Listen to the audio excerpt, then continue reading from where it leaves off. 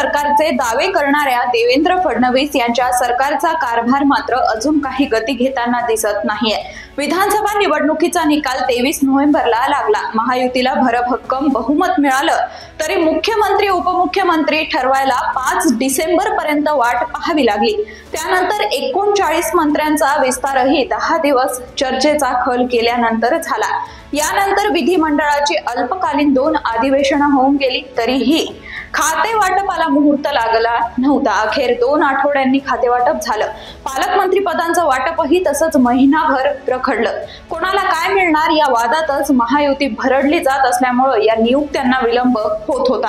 आता उशिरा का होईना फडणवीस सरकारनं पालकमंत्री जाहीर केलेले आहेत। यात सर्वाधिक चर्चेचा जो बीड जिल्हा होता तो त्याचं पालकत्व धनंजय मुंडे किंवा पंकजा मुंडे या बहीण भावाकडे न देता थेट अजित पवारांनी ते घेतलं आहे। पण अजित पवारांचा विश्वासू नेता म्हणून बीड जिल्ह्यात धनंजय मुंडे हेच आहेत। मग फक्त नाव बदललं तरी बीडचा कारभार मात्र धनंजय मुंडे हेच पाहतील यात काहीच शंका नाहीये। मग खरंच बीडच्या कारभारात सुधारणा होईल का हा प्रश्न अनुत्तरितच राहतो। जाणून घेऊयात याबाबतचा विशेष वृत्तांत मिशन पॉलिटिक्स मधून। नमस्कार, मी समीक्षा।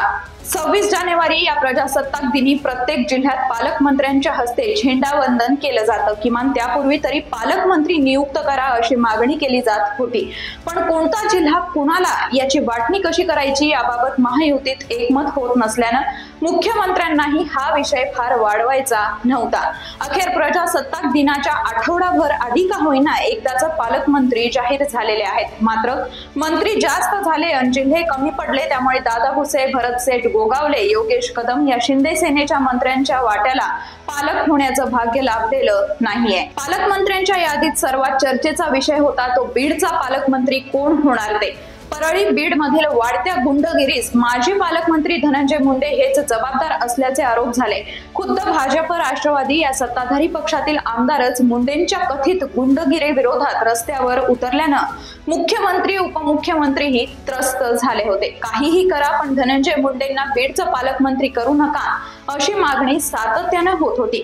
मुंडेंचे निकटवर्तीय वाल्मिक कराड यांच्यावर मकोका लावून अटक झाल्यानं व खून प्रकरणातही त्यांच्यावर संशय असल्यानं मुंडेंच्या अडचणीत वाढ झाली आहे। त्यांचं मंत्रिपदही काढून घेण्याची चर्चा आहे। या परिस्थितीत बीड मधील गुंडगिरी संपवण्यासाठी एकतर मुख्यमंत्र्यांनी किंवा उपमुख्यमंत्री अजित पवारांनी बीडचं पालकमंत्री पद घ्यावं अशी मागणी सत्ताधारी आमदार करत होते। विशेषतः आमदार सुरेश धस त्यासाठी आग्रही होते। अखेर ती मागणी मान्य करण्यात आलेली आहे।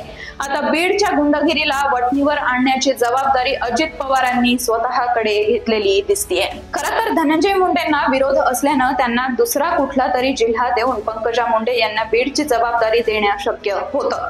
पण बीडचं पालकमंत्री पद महायुतीत राष्ट्रवादीच्या कोट्यात येतं आणि पंकजा या भाजप नेत्या आहेत। राष्ट्रवादी आपला हक्क सोडण्यास तयार नसल्यानं पंकजांना हे पद देता आलेलं नाही। पण प्रत्यक्षात पंकजांना जरी पालकमंत्री केलं असलं तरी त्यांच्या माध्यमातून धनंजय यांचे वर्चस्व कायम राहिलं असतं अशी धास्ती सत्ताधाऱ्यांना होती। म्हणून पंकजाही नको आणि धनंजयही नको, अजित पवारच बरे असा पर्याय शोधण्यात आल्याचं बोललं जातं। पण हा निर्णय ही धनंजय मुंडेंच्या पथ्यावर पडलाय। कारण बीड जिल्ह्यात राष्ट्रवादीचे 3 आमदार आहेत, त्यात अजित पवारांच्या सर्वाधिक जवळचे धनंजय मुंडे हेच आहेत। अजितदादा उपमुख्यमंत्री अर्थमंत्री असल्यानं तसंच राष्ट्रवादीचे अध्यक्ष असल्यानं त्यांच्या मागे राज्याचा व्याप खूप मोठा आहे। त्यानंतर त्यांचं प्राधान्य पुणे जिल्हा विशेषतः बारामतीला जास्त वेळ देणं हे असतं। आजवर राष्ट्रवादी एकच असल्यानं बारामतीचा कारभार कार्यकर्त्यांकरवी अजितदादा हाकत होते। पुणे जिल्ह्याचं पालकमंत्री पदही दादांकडेच असल्यानं तिथेही त्यांना बऱ्यापैकी वेळ द्यावा लागतो। एवढ्या सगळ्या व्यापात ते बीडला कितपत वेळ देऊ शकतील याबाबत शंकाच आहे।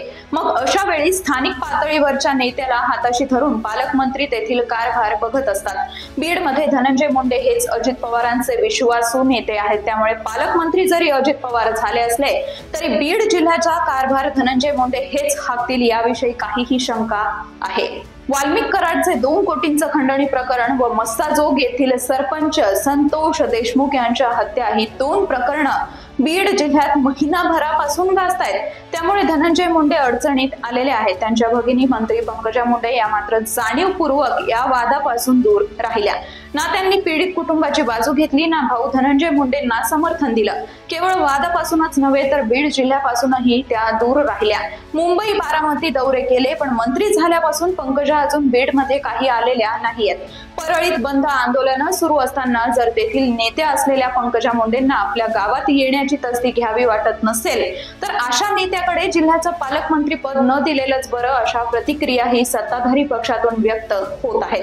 गेली 10 वर्ष एकमेकांविरोधात टोकाचा संघर्ष करणारे धनंजय व पंकजा मुंडे हे बहीण भाऊ आता राजकीय दृष्ट्या एक झालेले आहेत. त्यामुळे या दोघांपैकी एकाला जरी पालकमंत्री पद मिळालं असतं तरी बीडमध्ये मुंडेगिरी चालू राहिली असती व तेथील गुंडगिरीचा समूळ नायनाट करण्याचं मुख्यमंत्री देवेंद्र फडणवीस व उपमुख्यमंत्री अजित पवार यांचं स्वप्न साकार होऊ शकलं नसतं, अशी या दोघांना चिंता होती. त्यामुळेच मुंडे भाऊ बहिणीला बीडच्या पालकमंत्री पदापासून दूर ठेवत स्वतः अजित पवारांनी ही जबाबदारी घेतलेली आहे. पण खरंच बीडचे बारामती करायचं असेल तर अजित पवारांना त्यांच्या स्टाईलनं काम करावं लागेल. खंडणी व खून प्रकरणात आतापर्यंत जे संशय समोर आलेत ते दुर्दैवानं प्रत्यक्ष अप्रत्यक्ष का होईना अजित पवारांच्या पक्षाशी संबंधित आहेत. त्यामुळे अशा टोळ्यांना आधी पायबंद घालण्यासाठी अजित पवारांना पावलं उचलावी लागतील. अन्यथा नाव अजित पवारांचं, कारभार धनंजय मुंडेंचा असे जर सूर राहिले तर बीडची बारामती होणं दूर, बीडचा बिहार व्हायला वेळ लागणार नाही, अशी भीती स्थानिक नागरिकांच्या मनात व्यक्त होतीये.